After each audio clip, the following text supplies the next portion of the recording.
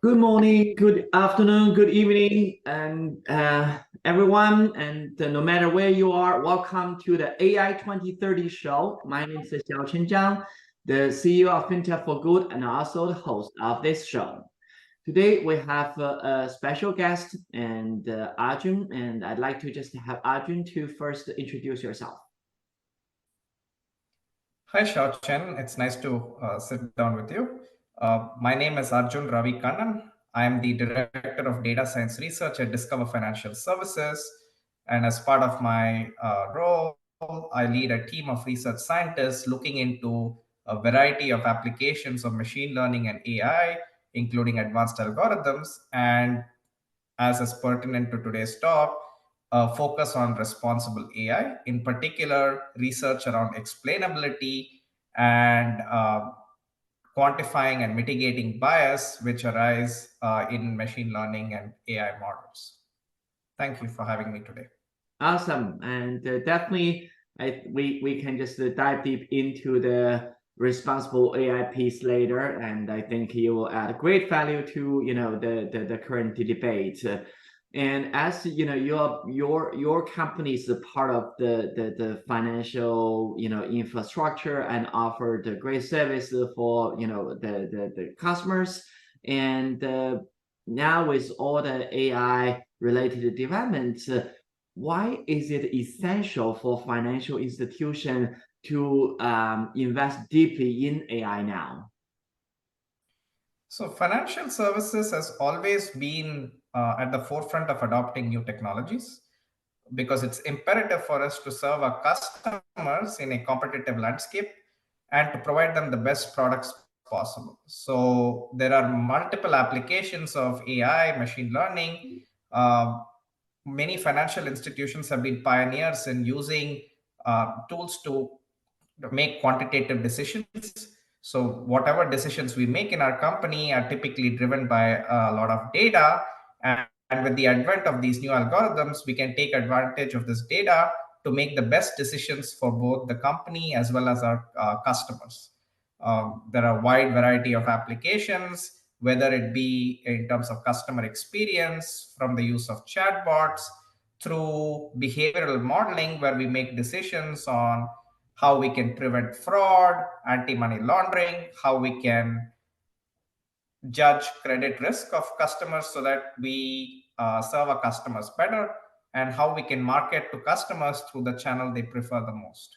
Right. So there are a wide variety of applications for machine learning and AI in financial services, and it is imperative for us as a leading player in the industry to adopt this technology in a responsible way.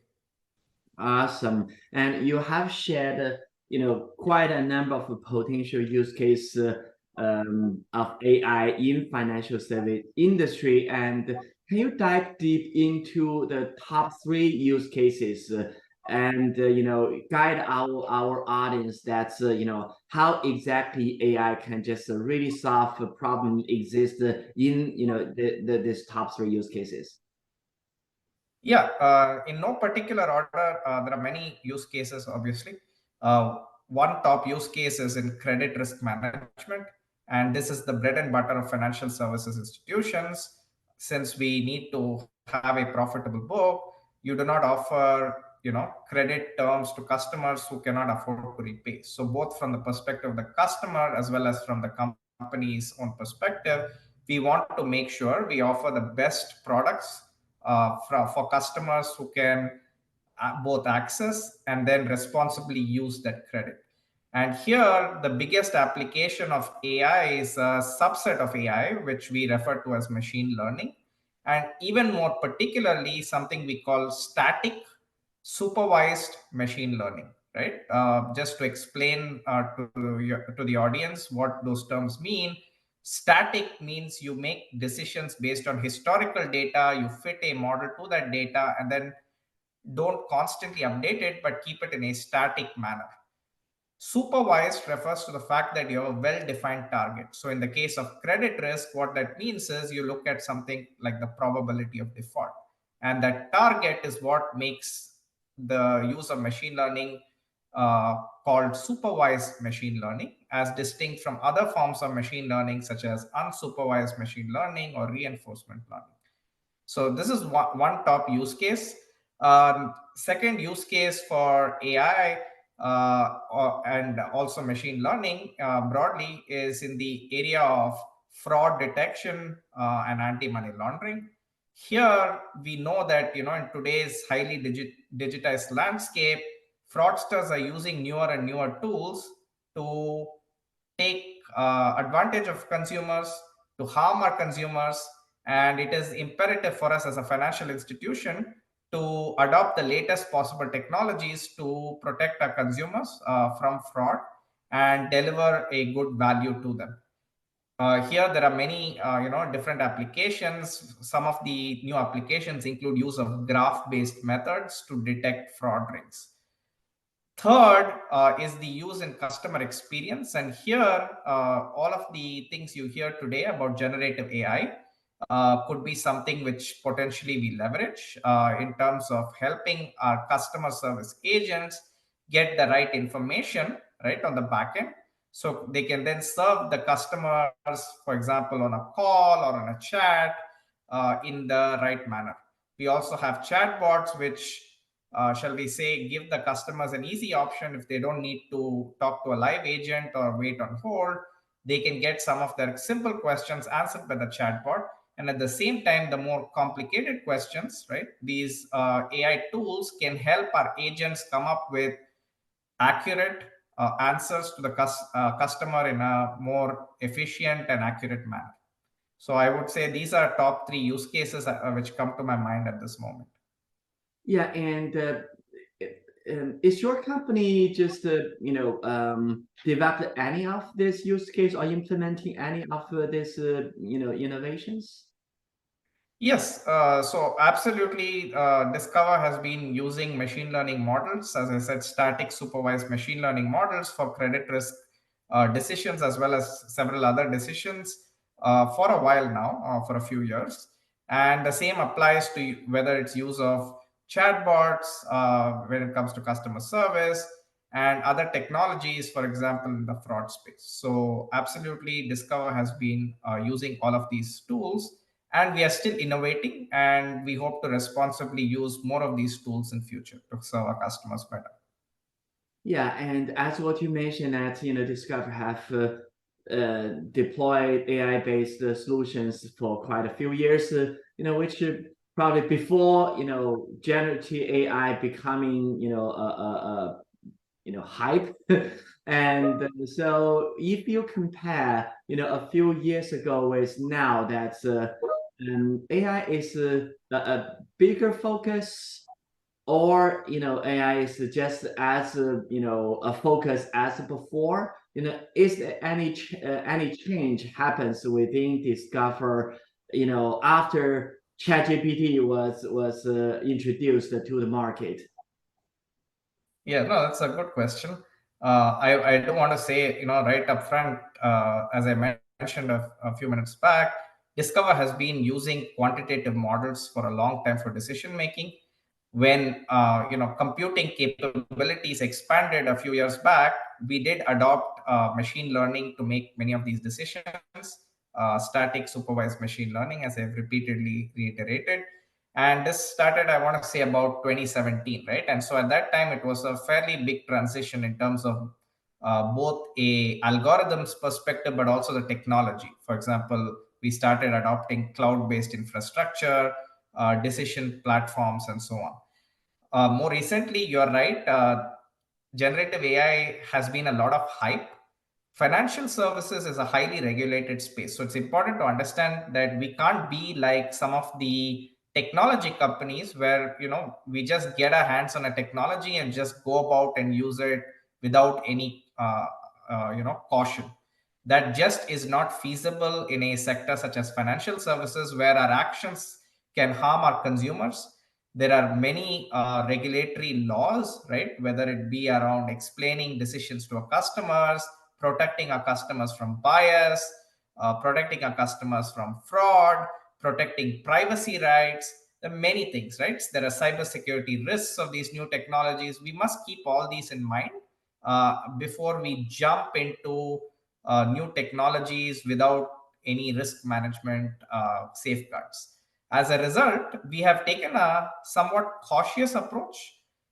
We recognize that the market is talking a lot about generative AI, and we do think there are useful applications of generative AI. But for now, we have taken a risk tiered approach of vetting use cases through a generative AI council. Most of these use cases are more on the back end, for example, to help our customer service agents get answers to customers questions by referring back to our documents in a simple way, for example, getting text summarization, sentiment analysis, things of that nature, which don't directly lead to a customer decision, but there is a human in the loop.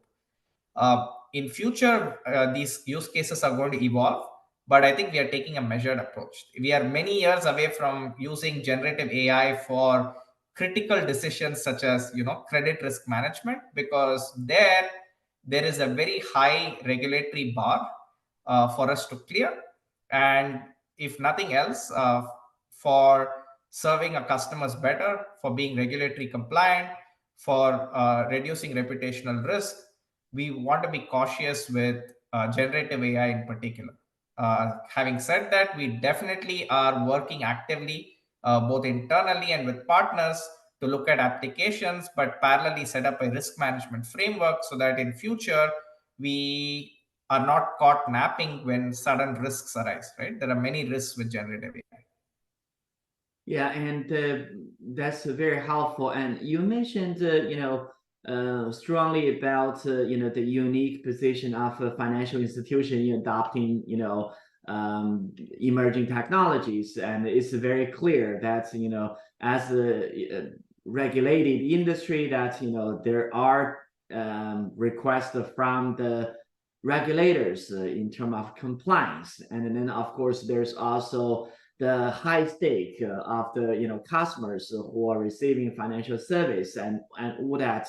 So financial institution in general is very unique. On one hand, that emerging technology will really help financial institutions to just provide better service, improve efficiency, and all that, which is very important.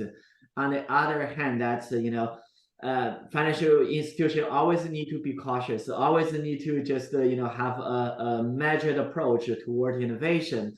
So you have a position in leading financial institution to just really running innovation project or research, and what is the balance for you? And say if other financial institutions want to look into that, what have you learned, and then in this space can be shared with them in scaling up or test and scaling up innovations? So what you're saying is right on point. While I read a research team, and obviously we look at exciting new use cases, or even come up with entirely new approaches, we are always balancing the need for innovation with the need for be acting responsibly in a manner which doesn't run afoul of either regulations or which harm our customers, right? So, for example, use of any new algorithms would not be something we jump into in something as critical as credit risk decision making, right? And this is just a statement of fact. There are laws, right? The Equal Credit Opportunity Act. There are regulations, right? Reg B and so on, which require us to explain accurately to our consumers when we make decisions, especially, for example, when we make adverse credit decisions. So in these spaces, we are very cautious, and part of our innovation is actually to balance the risks. It's not just coming up with new methodologies to improve decision making, but it's also coming up with new approaches to balance the risk. And this is where we have, I want to say, state of the art methods in both explainable AI as well as an anti-bias monitoring tool, which also helps to mitigate fair lending risk. And all of these are also innovation, because outside of financial services, there is maybe less of a focus on these issues, but financial services has to innovate, not just from a profitability standpoint, but also from a risk standpoint. And so this is part of why it's exciting to be in this space, because you've got to balance the risks and the rewards. Yeah, so maybe that's, you just mentioned briefly in your answer of this question about the explainability and also anti-bias related, work. And that is, both of them, very important in adopting or scaling up AI. And maybe you can, dive deep into the work that you have done in both areas. Sure, absolutely. So let me begin first with the work on explainability. To reiterate again, one of the reasons we care so much about explainability is, apart from anything, we need to explain to our consumers why we take certain actions. In particular, there are things known as adverse actions, for which we need to give consumers the top 3 or 4 reasons which led to taking an adverse action, like, for example, denying a credit application.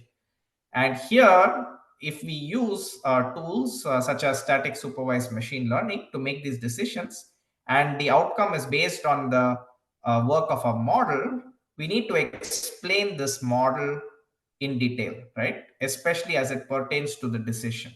So we need to link the inputs to the model with the outcomes predicted by the model, which in turn lead to the credit decisions. As a result, many of these ML models which are used today and are very powerful in decision making are also a little complex relative to the models used previously in the financial industry. For example, something like a logistic regression, where you have an equation, everybody can look at that equation and you can sort of explain what are the key factors. That's not the case in machine learning models. So if we want to list the top 3 or 4 factors which led to a decision, we need alternative approaches. And here we have adopted 2 sets of approaches to develop explainability. One is what I call intrinsic or self-interpretability, which is building models from the grounds up, which are themselves interpretable, right? And here we have a work we have done, which we have published on using a specific kind of ML model called CatBoost, which is a tree-based model. And this model, because of its symmetric nature of the trees, can be used to generate explanations in a form which is akin to how, in years past, logistic regression was used and we had these coefficients. Here we use more complex methodologies, but ultimately we come up with explanations which rely only on the internal structure of the model. So that is one aspect of explainability or interpretability, which I call intrinsic or self-interpretability. There is the other part, which is what I call post hoc explainability. Let me explain what that means. Post hoc refers to the fact that you're trying to explain the outcomes after the fact, right? Hence post hoc. Here we treat the model, and it can be any model, it need not be a specific model, as just a unit which converts inputs into outputs, and we try to explain the input output relationship. And here there are some state of the art methods which we have developed using a couple of concepts, and let me explain the concepts without necessarily getting into the technical details. One concept is the concept of grouping inputs. So in financial services, it's very common to see that you have a lot of data, but a lot of those input data is highly correlated, right? So if you throw in all of these correlated inputs into a model, you may or it is hard to give an explanation which is specific to one factor, but which does not affect any of the other correlated factors. So one concept which we pioneered is the concept of grouping predictors based on a consistent mathematical approach, which then can be used to make more accurate predictions both at a group level as well as an individual input variable level. So grouping was one concept we innovated on. And second, we came up with this concept which is an extension of something popularly used, right? In industry called Shapley values. We figured out how to marry Shapley values with grouping, and we came up with the concept of what we call the Owen value, which is a approach which we believe is state of the art in giving accurate post hoc explanations. So with that, I would sort of pause and say this is the key message I want to deliver on explainability and some of the work we have done.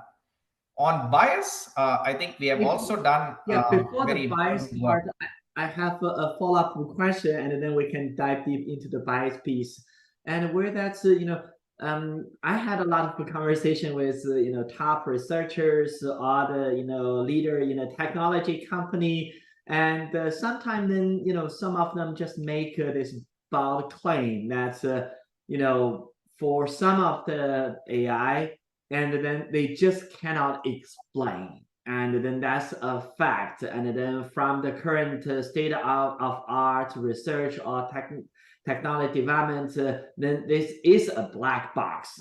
And I think what you have shared is that that may not be true. It's just how you do it, and then what type of models you build from beginning. If you really just try to explain that, you can just develop the models which can be explainable to the public and to the users. Is that correct? No, that is correct. I would say that explainability is important, but it's not impossible, right? It is possible. If you're smart about it, you can both build models which are interpretable from the grounds up, right? That requires a certain understanding of how to build and which model types to choose. And I mentioned cat boost as one example of a model which we can make self-interpretable. There are others. There are generalized linear models, generalized additive models, and so on, which are also interpretable. And there are even some neural networks, which people often think of as completely black box. There are some interpretable like neural networks. So it is possible. There is also the other part where you can use post hoc explanations as an additional tool to explain your model. So you have many ways to do this. Awesome. Yeah. So then let's move from the explainability side to the bias, anti-bias side. And maybe you can just continue explain. Absolutely. So the two are not completely unrelated. In fact, explainability, in my view, is important component to measuring and mitigating bias. And let me explain why.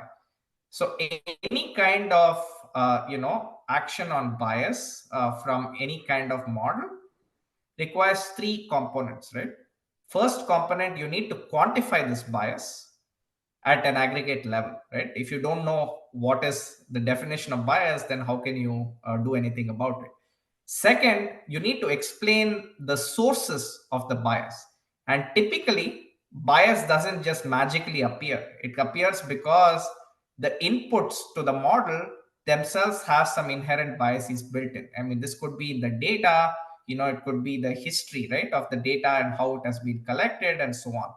So quantification of the bias, explanation of the sources of bias, and lastly, if you have all of these, then you would want to mitigate, right? And I use the word mitigate because you cannot eliminate bias, right? Complete elimination of bias requires us to basically live in a utopian world where we have data which is completely free of biases, and that's just not true, right? So it's not practical to eliminate bias, but we can mitigate it, and you can do it in a smart way where you balance performance of models without also having too much bias. So you can have high performing models with minimal bias. This is possible. It's not impossible, right? I want to communicate that message, but you have to be smart about it. So let me explain what we did, right? We came up with this measure of bias, which is based on a uh, statistical measure of distance, which we call the Wasserstein distance. Let me try to just briefly explain in very layman terms what this measures, right? And it's very intuitive. Let's say you have, you're making a credit decision, you build a model, and your data set has both men and women, right? you find that your model has a certain distribution of predictions for men, which is more favorable for men relative to women. If you look at these core distributions, you can calculate how much effort it takes to convert an equivalent score for a model for a woman to reach the same level as an identical, otherwise identical man, right, in the data set sample. And this effort to move your distribution from women to men is what I refer to as the Wasserstein distance. Obviously, it's more technical, but this would try to give you a very simple understanding of what this measures. So we came up with this. I mean, we didn't invent the Wasserstein distance. We recognized that the Wasserstein distance is something can be used to measure bias. It has one important value, which is it measures the entire range of distributions rather than taking just an average value. Because on average, you can have no bias, but you could have extreme biases on both ends if you don't consider the entire distribution. Okay, so the second part is explanation of sources of bias. And this is where the explainability, which I talked about, comes in. You need to explain the model outcomes and tie it back to the inputs. And so using the approaches I already mentioned, for example, using Shapley or Owen values, you can come up with explanation of the sources of the differences between the two distributions, let's say between men and women, right? So this is the explainability. That's part two. And part three is what I refer to as mitigation. And for mitigation, we came up with a tool where we essentially transform the inputs to different levels, right? Think of these as compressing the distribution of the most biased inputs in a certain way, such that we don't sacrifice too much on model performance, but we squeeze those distributions, let's say between men and women, in a way such that overall the level of bias between them is compressed. This we can do without necessarily saying we completely eliminate all differences, because that would also kill any use of the model to begin with. If you just say everyone gets the same input, then everyone gets the same output. It matters how you squeeze this distribution without sacrificing the performance. At the same time, you can bring down a large component of the bias. And this is what we have put out in a couple of papers, which are available online for everyone to review. It has all of the math details. Some of these have been published in top academic journals, and I encourage interested viewers to sort of get into the details. Yeah, and that's the magic of your job, right? And then to just make all this happen in the best way it can, because as what you said, that our society is run based on scientific approach, where that there is if you see 100% of anything, potentially that is not possible. But what is socially, economically agreeable, and I think that is a concept which has been used very broadly by any industry, that's to find that balance, and what is agreeable, and there to mitigate all the negative impact is quite important.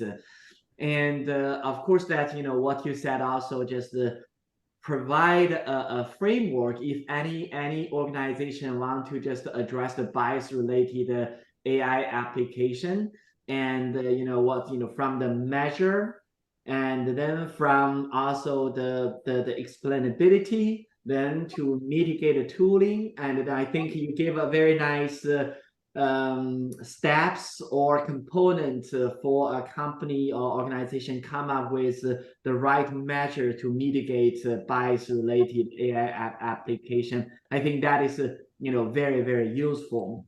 And you have shared with us quite a few very interesting examples how this has been being adopted in Discover, and what you are continue to working on.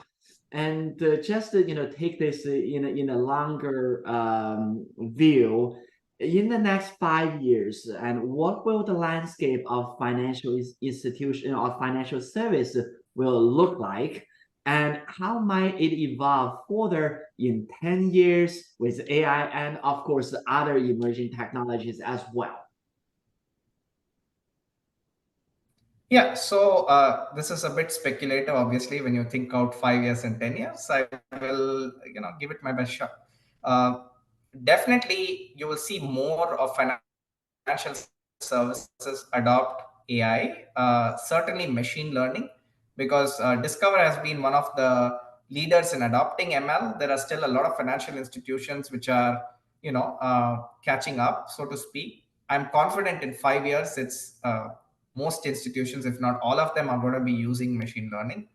Um, Generative AI is going to have its applications, right? Maybe not revolutionize everything, but I can see, especially on the back office side of financial institutions, it can cut down a lot of the manual work which is done today, especially in less efficient institutions.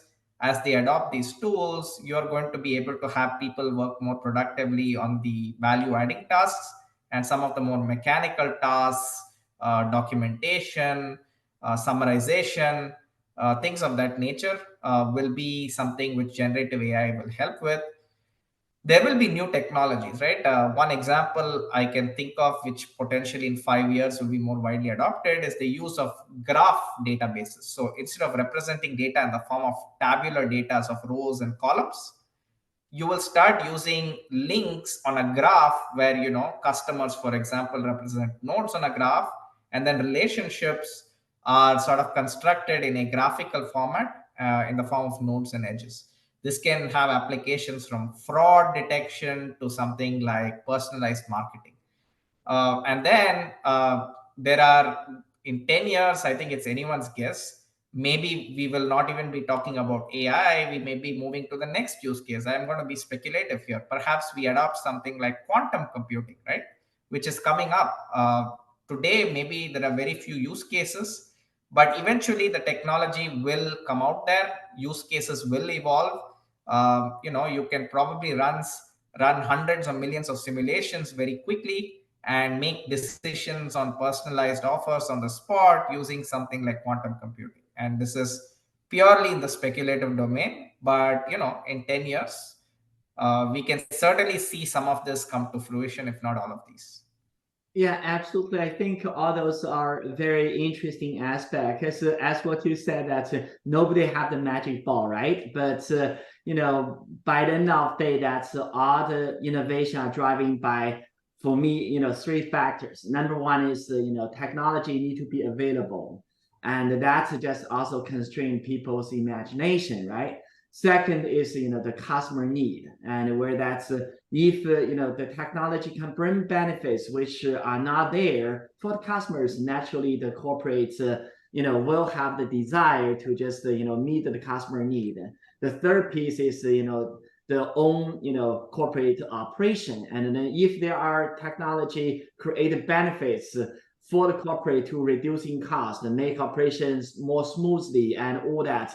And then I think that will just drive where the innovation will go. And of course, all the aspect what you shared with there, from the graph data to also quantum computing and all that will potentially come true. And of course, that if anyone want to continue this conversation, learn from you, and they can also come to the Chicago AI conference on October 26th.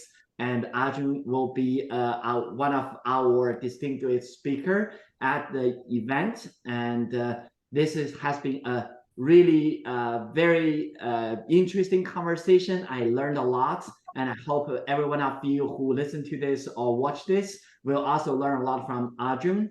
And if you want to find him, and then I think you are on LinkedIn, and again, and come to Chicago AI conference, and then you will be able to meet him in person. Thank you again, Arjun, and looking forward to continue this conversation. Thank you, Xiaochen. I had a great time talking to you, and look forward to meeting you at the Chicago AI conference as well. Thank you. Thank you.